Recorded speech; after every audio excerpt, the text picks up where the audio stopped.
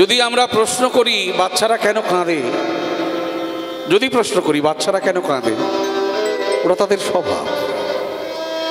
তাহলে গৌরাঙ্গ কেন কাঁদছে প্রশ্নের কোনো না দরকার হয় না। কেন? তিনি কাঁদতেই এসেছেন। তিনি বলেছিলেন কলিঘোর অন্ধকারে জীব অন্ধকারে বিচ্ছিন্ন হইয়া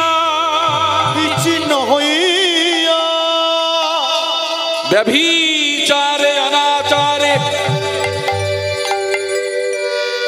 লিপ্ত হবে। ভক্তমণ্ডলী আমার, ভক্তিমতী মায়েরা কাকে বলেছিলেন? নারদকে। কলিঘোর অন্ধকারে এই কলিতে জীব বিচ্ছিন্ন হইয়া ব্যভিচারে অনাচারে ভরে যাবে মায়াতে ভুলিয়া। শুনো হে নারদ, সেই জীব উদ্ধারিতে উদয় হইব আমি নদিয়া পুরীতে।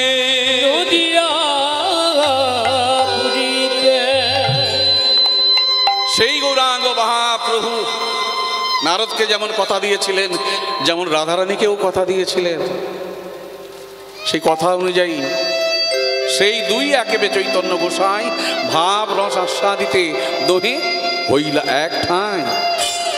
রাধা কৃষ্ণের মিলিত বিগ্রহ তনু, রাধা কৃষ্ণের মিলিত বিগ্রহ তনু আমাদের গৌরাঙ্গ মহাপ্রভু। মোট লীলার সময়কাল কত তার?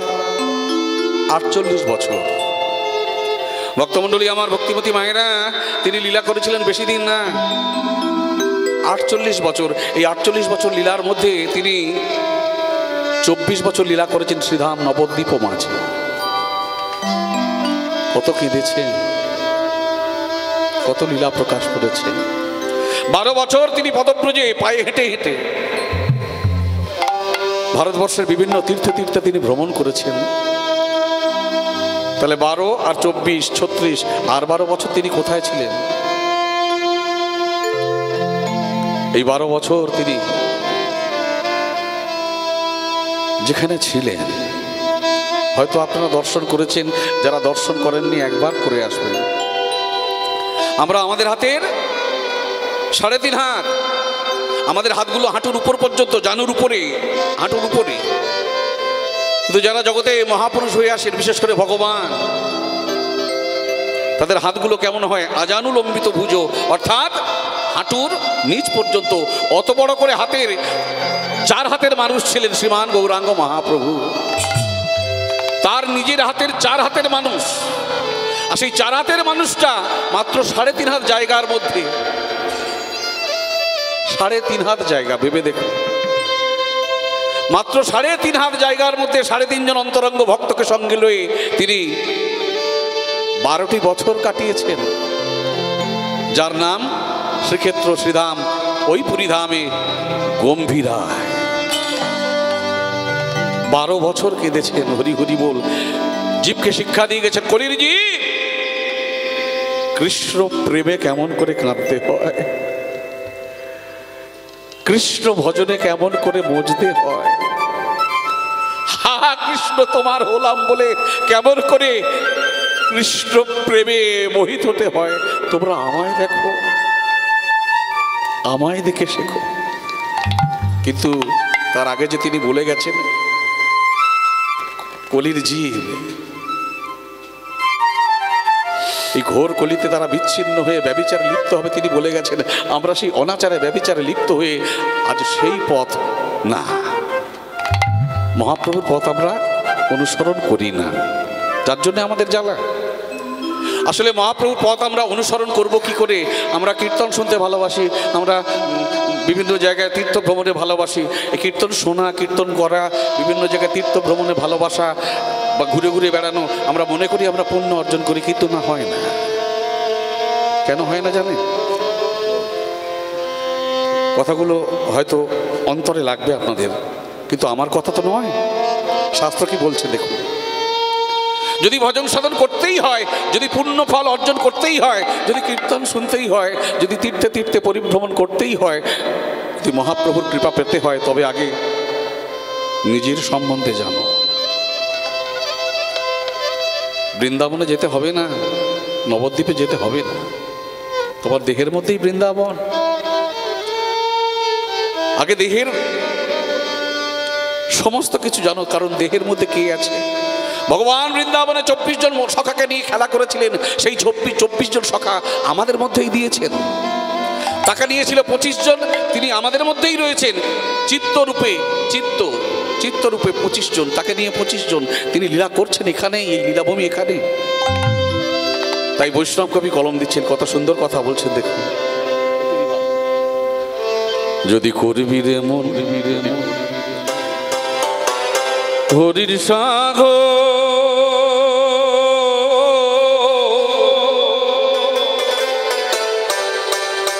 এই দেহের তত্ত্ব আগে জানবে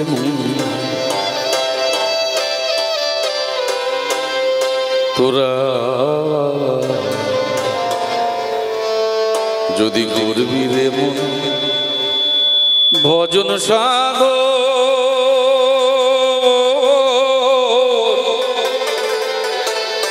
এই দেহের তত্ত্ব আগে জানবে। দেহের পূর্ব পশ্চিম উত্তর দক্ষিণ, এই দেহের পূর্ব পশ্চিম উত্তর দক্ষিণ কোনখানে আছে শ্রী বৃন্দাবন, আগে জানবে মন। যদি করবি রে মন হরির সাধন, এই দেহের তত্ত্ব আগে জানবে মন।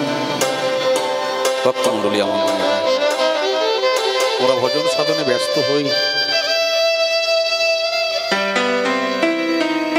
কিন্তু ভজন সাধনের মূল ব্যাখ্যা, মূল কথায় ঠিক আমরা প্রবেশ করি না। এখানে যারা সাধুগুরু বৈষ্ণব আছেন তারা ঠিক জানেন, কিন্তু আমরা সাধারণ মানুষ যারা সংসারী জীব, যারা সংসারের মায়ামোহে ডুবে আছে, বলছে যদি করবি রে মন হরির সাধন, দেহের তত্ত্ব আগে জানে রে মন। দেহের পূর্ব পশ্চিম উত্তর দক্ষিণ এই 4টে দিক নির্ণয় করলো। তা বলে কি ওই দিক না, এই 4টে দিক খোলা রাখতে বললো। কোন 4 দিক? এই 4 দিক হলো, প্রথম হলো বিবেক,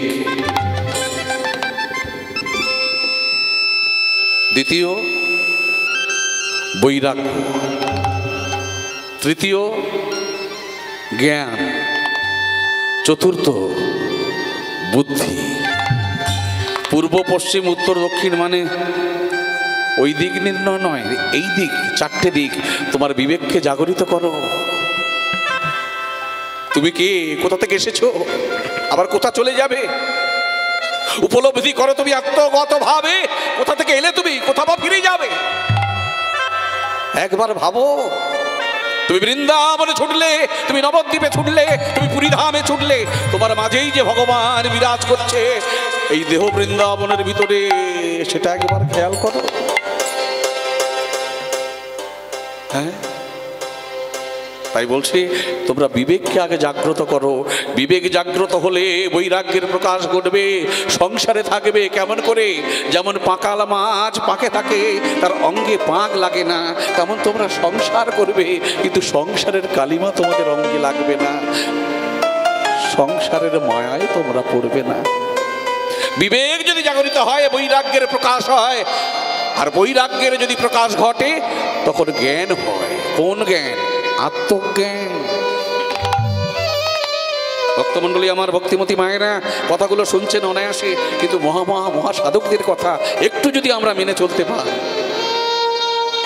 আদিদৈবিক আদি ভৌতিক আধ্যাত্মিক কিতাব জ্বালান আমাদের ভোগ করতে হয় না। তাহলে বিবেকে জাগরিত হলে বৈরাগ্যের প্রকাশ ঘটে। বৈরাগ্যের প্রকাশ ঘটলে আমাদের জ্ঞান, সেই জ্ঞান আসে আমাদের। কোন জ্ঞান? আমরা আত্মজ্ঞানী হই। যারা আত্মতত্ত্ববেত্তা হয় তাদের শুদ্ধ বুদ্ধি হয়। বুদ্ধি যার শুদ্ধ, নির্মল, স্বচ্ছ, পরিষ্কার, সে কখনো সংসারের মায়াজালে আবদ্ধ হয় না। সংসার করবে সমস্তটাই হবে, কিন্তু মায়া বশবর্তী সে হবে না। তাই বলছে, যদি করবি রে মন ভজন সাধন দেহের তত্ত্ব আগে জানবে মন। তারপর কি বলছে দেখুন, এই দেহে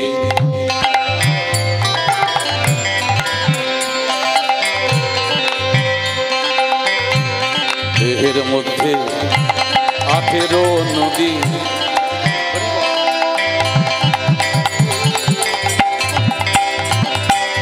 এই দেহের মধ্যে 18 নদী কোনখানে আছে?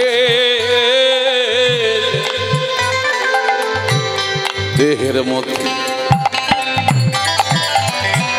18 নদী কোনখানে আছে? কোন নদীতে, কোন নদীতে কোন কোন হংস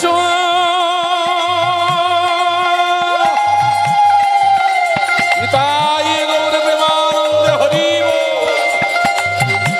কোন কোন হংস বিরাজ করিছে? কোন নদীতে স্নান করিলে, কোন নদীতে স্নান করিলে এই মানব দেহ হয় কাঞ্চন? আগে জানবে যদি করবি ভজন